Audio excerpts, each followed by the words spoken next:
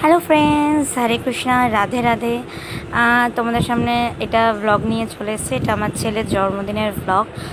ছেলের 5 বছর পূর্ণ হবে আজ। তো ছেলের জন্মদিনটা প্ল্যান ছিল অন্যভাবে করার, ইচ্ছা ছিল, কিন্তু যেহেতু একটা অন্য পরিস্থিতির জন্য আমি এখানে এসে পড়েছি, তো জন্মদিনটা একটু অন্যরকমই ছিল। আর আগাগোড়াই আমি বিশ্বাস করি আমি বেশি হাইফাই করে জন্মদিন করি না।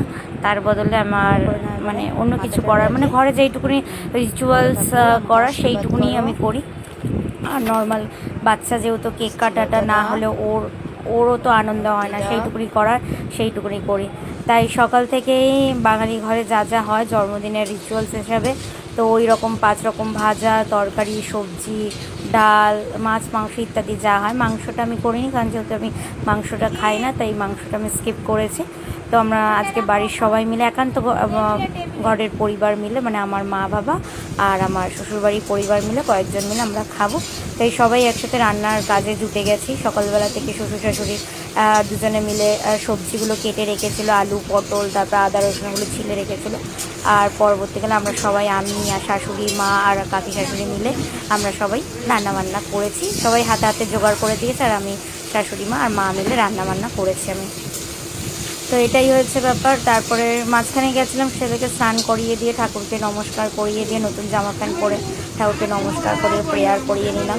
ভেবেছিলাম সকালবেলা বজরংবলীর মন্দিরে পুজো দিতে যাব, কিন্তু সকালে উঠেই এতগুলো কাজ ছিল, যেহেতু অনেকজন খাওয়া দাওয়া করবে, তাই আর সকালে আর পুজোটা দেওয়া হলো না। যেহেতু রাত্রেই প্ল্যান হয়েছিল যে আমরা একসাথে খাওয়া দাওয়া করবো, কারণ আমার জন্মদিনে একদমই কোনো প্ল্যান ছিল না।